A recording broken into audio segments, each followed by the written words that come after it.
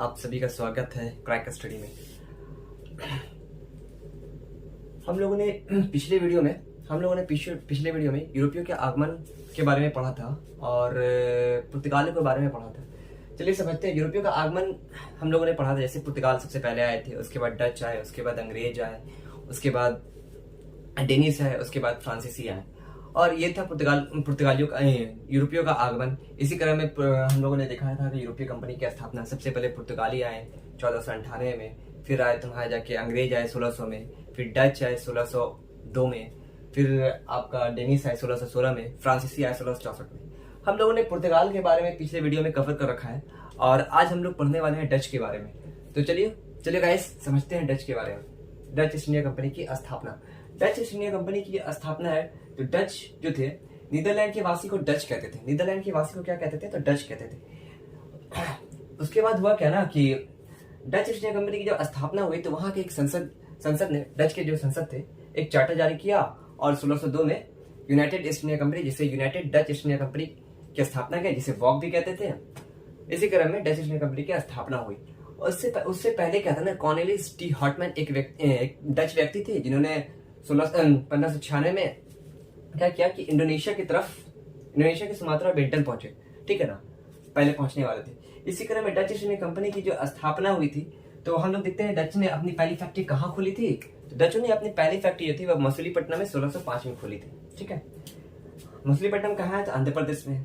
उन्होंने फिर डच ने अपनी दूसरी फैक्ट्री कहाँ खोली? तो पुलिकट में 1610 में खोली और सेकंड फैक्ट्री खोली थी। इसी क्रम में इन्होंने और फैक्ट्री कहाँ खोली? तो तीसरी फैक्ट्री सूरत में 1616 में खोली और फिर बिहार में भी एक फैक्ट्री खोली थी 1632 में डचों ने।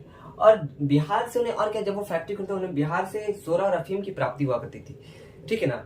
और इसी क्रम में कोचीन की फैक्ट्री 1663 में खोली गई थी। ये तो फैक्ट्रियां थी। उसके बाद हम लोग समझते हैं कि उन्हें और भी जैसे वस्त्र और रेशम प्राप्ति हुई थी। कहां से? तो उन्हें मैप की तो समझते हैं। तो वस्त्र और रेशम की प्राप्ति जो है वो वेस्ट बंगाल, गुजरात और कोरोमंडल तट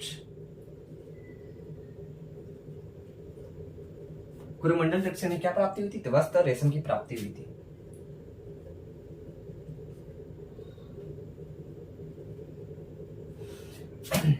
इसी क्रम में जो उन्हें वस्त्र की प्राप्ति हुई थी, वस्त्र और रेशम की, तो वस्त्र जो था ना, क्या था कि उनके सबसे पहले जो निर्यात, भारत से जो निर्यात हुई थी वो डचों को ही दिया जाता है। निर्यात सबसे पहले किसने किया था? वस्त्रों का निर्यात सबसे पहले किसने किया? डचों ने किया था। इसीलिए भारत से भारतीय वस्त्रों का निर्यात का श्रेय किसे जाता है? तो वो डचों को जाता है। ठीक है। इसी क्रम में और उन्होंने क्या किया?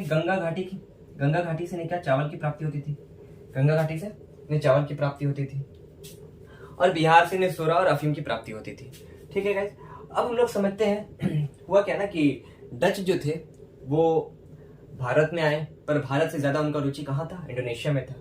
तो हुआ क्या ना कि वो भारत में ज्यादा ध्यान नहीं, मतलब फैक्ट्री तो काफी सारे खोले पर उनका जो फोकस देश जो था वो ज्यादातर इंडोनेशिया में ही था। तो हुआ क्या ना कि जब 1623 में अंग्रेज और डचों के बीच एक संधि हुई जिसमें अंग्रेजों ने भारत पर अधिकार कर लिया और डचों ने सोचा कि मैं इंडोनेशिया की तरफ शिफ्ट कर जाता हूँ। वो धीरे धीरे कहाँ चले गए? इंडोनेशिया की तरफ चले गए और इंडोनेशिया से उन्हें काली मिर्च और मसाले की प्राप्ति होती थी। काली मिर्च और मसालों की प्राप्ति इसलिए की जाती थी, डचों ने प्राप्त किया, क्योंकि उन्हें यूरोप देश में मांस के सबसे ज्यादा उत्पादन, मतलब ठंडी इलाका था और वहां मांस का निर्यात, मतलब मांस बहुत ज्यादा खाते थे। तो मांस में ना काली मिर्च और मसालों की बहुत ज्यादा जरूरत होती थी। इसी कारण वो क्या हो गया ना कि भारत डचों से इंडोनेशिया की तरफ चले गए।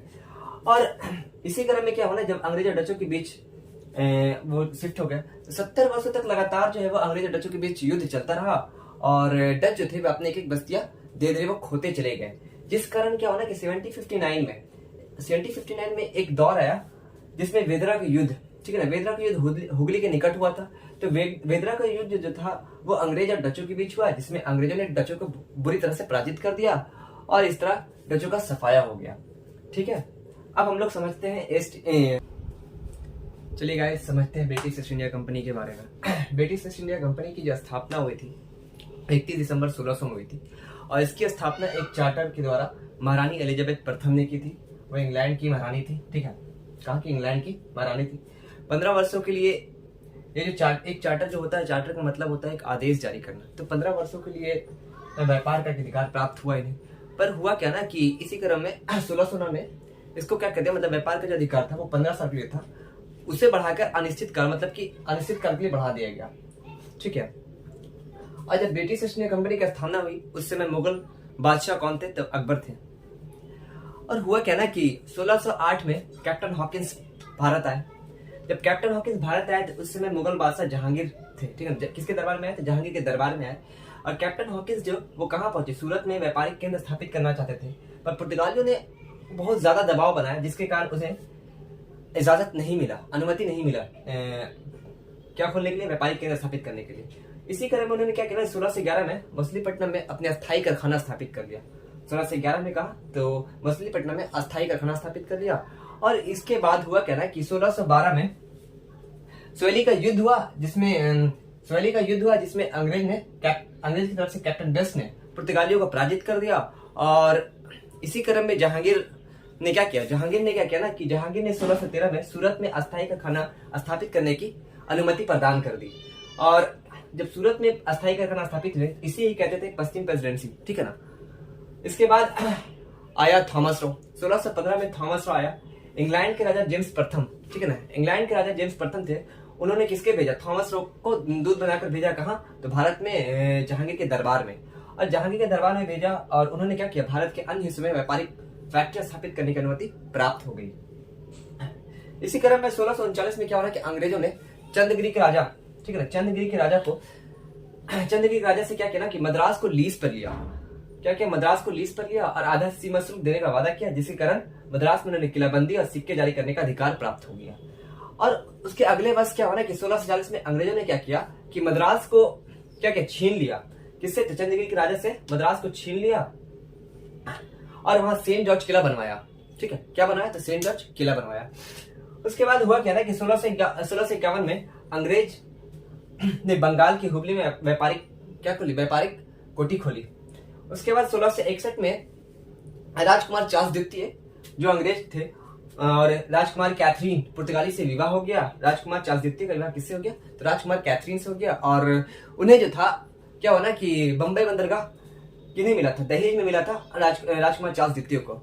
और राजकुमार चार्ल्स द्वितीय ने क्या किया कि वो बम्बई बंदरगाह को अंग्रेजों को सौंप दी 10 पाउंड वार्षिक के किराए पर, ठीक है ना। उसके बाद 1667 में औरंगजेब ने अंग्रेजों को बंगाल में व्यापार करने का फरमान जारी कर दिया। उसके बाद 1687 में अंग्रेजी ईस्ट इंडिया कंपनी का मुख्यालय जो था, इससे पहले सूरत हुआ करती थी, पर इसका मुख्यालय कहाँ कर दिया, बम्बई कर दिया गया, ठीक है ना, बम्बई कर दिया गया। और बम्बई के गवर्नर उस टाइम कौन थे, तो जॉन चाइल्ड थे।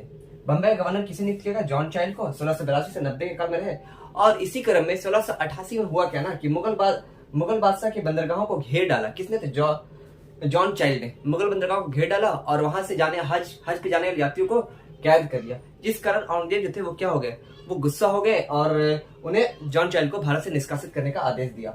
इसी क्रम में जब बम्बई शहर की स्थापना हुई तो बम्बई शहर की स्थापना किसने की थी, गेरोल्ड एंगर ने किया था, ठीक है। बम्बई शहर की स्थापना किसने की, तो गेरोल्ड एंगर ने किया था। 1700 तक 3 प्रेसिडेंसी शहर बन चुकी थी, एक था बम्बई, मद्रास और कोलकाता। कोलकाता को राजधानी बनाया गया और कोलकाता में ही मुख्यालय का फोर्ट विलियम किलाबंदी बनाया गया था, ठीक है ना। तो बम्बई शहर के संस्थापक जो थे, बम्बई शहर के संस्थापक कौन थे, तो गेरोल्ड एंगर थे। उसके बाद मद्रास शहर के संस्थापक कौन थे, फ्रांसिस डी थे। कलकत्ता शहर के संस्थापक जॉब चार्नक थे, कौन थे, बम्बई शहर के संस्थापक गेरोल्ड एंगर थे।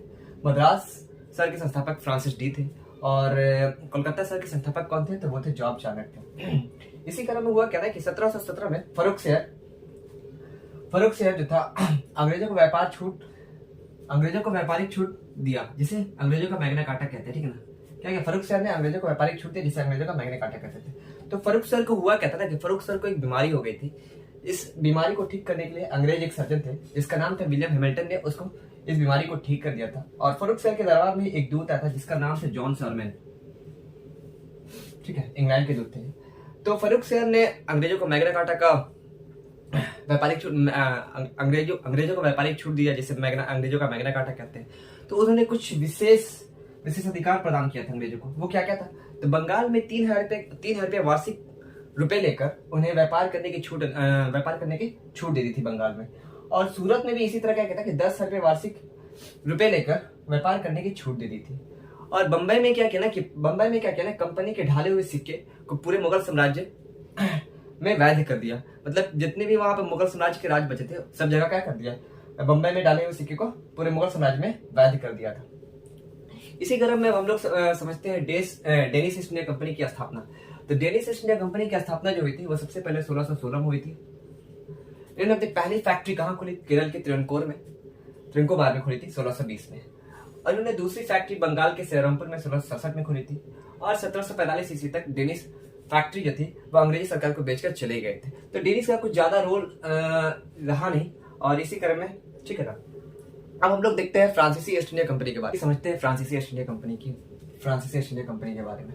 तो फ्रांसीसी ईस्ट इंडिया कंपनी की स्थापना 1664 में हुई थी। और ये जो स्थापना हुई थी किसके समय हुई थी? राजा लुई चौधरी के समय हुई थी। और जब फ्रांसीसी ईस्ट इंडिया कंपनी की स्थापना हुई उसके संस्थापक थे काल्बर्ट। फ्रांसीसी ईस्ट इंडिया कंपनी के संस्थापक कौन थे? काल्बर्ट थे। इसी क्रम में फ्रांसीसी ने क्या किया?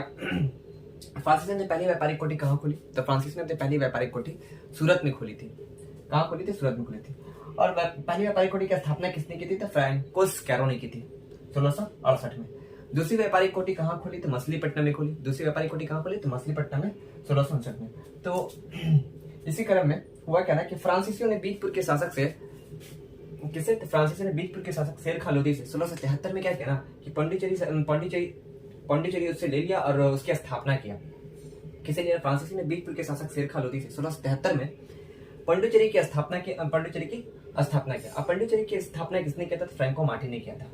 हुआ क्या ना कि 1693 में पांडिचेरी पर डचों ने छीन लिया। किसने छीन लिया? तो 1693 में पांडिचेरी को डचों ने छीन लिया, जिस कारण हुआ क्या ना कि 1697 में रेजविक की संधि हुई। तो रेजविक की संधि के तहत क्या हुआ ना कि डचों ने क्या किया? पुनः पांडिचेरी को फ्रांसीसी को लौटा दी। क्या किया? तो पुनः पांडिचेरी फ्रांसीसी को लौटा दी। इसी क्रम में 1742 में क्या हुआ ना कि डुप्ले फ्रांसीसी गवर्नर नियुक्त किए गए। 1742 में क्या किया? तो फ्रांसीसी गवर्नर नियुक्त किया गया डुप्ले को। डुप्ले राजनीतिक उद्देश्य उसका यही था कि वो क्या करना चाहता था? वो भारत में साम्राज्यवाद का विस्तार करना चाहता था। इसी कारण में अंग्रेज और फ्रांसीसी के बीच 3 युद्ध हुआ, जिसे कर्नाटक का युद्ध भी कहते हैं। ठीक है ना। चलिए हम लोग समझते हैं अंग्रेज और फ्रांसीसी के बीच 3 युद्ध हुआ। वो कौन कौन सा था? प्रथम कर्नाटक युद्ध, द्वितीय कर्नाटक युद्ध और तृतीय कर्नाटक युद्ध। प्रथम कर्नाटक युद्ध को हम लोग सेंट थॉम का युद्ध के नाम से जानते हैं, और द्वितीय कर्नाटक युद्ध को हम अंबर का युद्ध के नाम से जानते हैं, और तीसरा कर्नाटक युद्ध को हम लोग वंडीवास के युद्ध के नाम से जानते हैं। तो प्रथम कर्नाटक युद्ध का जो काल है वो 1746 से 1748, और द्वितीय कर्नाटक युद्ध का जो काल है वो 1749 से 1754, और वहीं तृतीय कर्नाटक युद्ध का जो काल है वो 1756 से 1763। अब हम लोग इसको समझते हैं। तो इसमें और भी बहुत कुछ इंपॉर्टेंट बातें हैं जो आपको बताऊंगा। जैसे इनके संधि काफी महत्वपूर्ण रखते हैं इस बात के लिए कि ऑब्जेक्टिव में काफी सारे इनका रोल है। तो समझते हैं प्रथम कर्नाटक युद्ध, जिसे सेंट थॉम का युद्ध भी कहते हैं। इसका काल कौन सा? 1746 से 1748। इसका कारण क्या था ना? इसका कारण था ऑस्ट्रिया के उत्तराधिकारी को लेकर। ऑस्ट्रिया के उत्तराधिकारी को लेकर चल रहा था। वहीं भारत में भी अंग्रेज और फ्रांसीसी आपस में लड़ने लगे। तो अंग्रेज जो थे अंग्रेजों ने क्या किया? अंग्रेज थे कैप्टन बर्नेट। अंग्रेज की तरफ से कैप्टन बर्नेट ने क्या किया? फ्रांसीसी जहाजों को क्या किया? अधिग्रहण कर लिया अपनी तरफ। तो फ्रांसीसी डुप्ले भी जो थे वो क्या किया ना 1746 में मद्रास पर कब्जा कर लिया। पर हुआ क्या ना कि 1747 में जब ये संधि हुई तो पुनः मद्रास अंग्रेजों को लौटा दिया गया था फ्रांसीसियों द्वारा।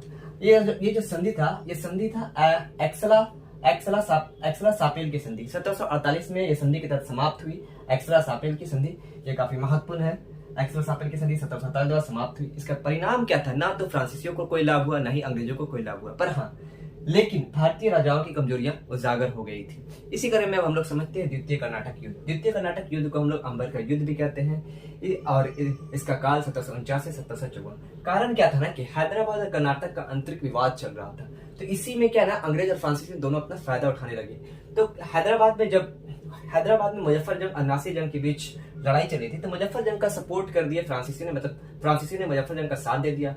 तो वहीं नासिरगंज ने अंग्रेजों का साथ दे दिया। और इसी क्रम में कर्नाटक में भी अनवरुद्दीन और चंदा साहब के बीच युद्ध चल रहा था। तो अनवरुद्दीन को अंग्रेजों ने साथ दे दिया और चंदा साहब ने फ्रांसीसियों को साथ दे दिया। इसी कारण हुआ क्या ना कि डुप्ले के महत्वाकांक्षा के कारण हुआ था। डुप्ले ने मतलब क्या बहुत ज्यादा ही हस्तक्षेप करने लगे। इसी कारण फ्रांसीसी ईस्ट इंडिया कंपनी ने डुप्ले को 1754 में फ्रांस बुलाया। कहाँ बुलाया? फ्रांस बुलाया। और उसके जगह पे गॉड्रू को गवर्नर नियुक्त किया गया। और इसी के साथ संधि हुई। कौन सी संधि हुई थी? पंडिचेरी की संधि 1755 में हुई और इसी के कारण ये समाप्त हो गई द्वितीय कर्नाटक युद्ध। इसका परिणाम क्या हुआ? तो आर्य नायक सिद्ध हुआ। कोई भी फायदा दिखा नहीं। इसी बात हम लोग समझते हैं तृतीय कर्नाटक युद्ध। तृतीय कर्नाटक युद्ध को हम लोग वनडीवास का युद्ध भी कहते हैं। 1756 से 1763 के काल में हुआ था। इसका कारण क्या था ना कि यूरोपीय में चल रही थी सप्तवर्षीय युद्ध। यूरोप में चल रही थी सप्तवर्षीय युद्ध और इसका संधि हुआ था क्या? तो पेरिस की संधि 1763 में। पर परिणाम क्या था ना कि ये जो तृतीय कर्नाटक युद्ध हुआ था इसमें वनडीवास का युद्ध 1760 में हुआ था। वनडीवास का युद्ध में हुआ क्या ना कि वनडीवास के युद्ध में फ्रांसीसी और अंग्रेजों के बीच लड़ाई हुई। और इसमें क्या हुआ ना कि फ्रांसीसी जो थे वनडीवास के युद्ध में अंग्रेज की तरफ से आयरकुट और फ्रांस की तरफ से कॉन्टिलाली थे। कॉन्टिलाली मतलब कि हुआ क्या? वनडीवास के युद्ध में अंग्रेजों ने फ्रांसीसियों को बुरी तरह पराजित कर दिया और इस तरह हुआ क्या ना कि फ्रांसीसियों का लगभग पूरी तरह से सफाया हो गया। पर उनकी कुछ बस्तियां रह गई थी पर वो उनका महत्व रहा नहीं। धीरे धीरे उनका सफाया हो गया और इस तरह ब्रिटिश ईस्ट इंडिया कंपनी एक बहुत ही महत्वपूर्ण रोल निभाते हुए एक बहुत ही ताकतवर शक्ति बनते हुए आगे नजर सामने आने लगा। और इसी तरह 1956 में वो भारत छोड़कर चले गए। ठीक है गाइस, कैसा लगा आपको ये सेशन? मुझे जरूर बताएं, लाइक करें, सब्सक्राइब करें। और आप लोगों का बहुत बहुत शुक्रिया। क्रैक स्टडी पे आप लोगों ने इतने सारे सपोर्ट दिखाएं और बहुत बहुत शुक्रिया आप लोगों का। ठीक है गाइस।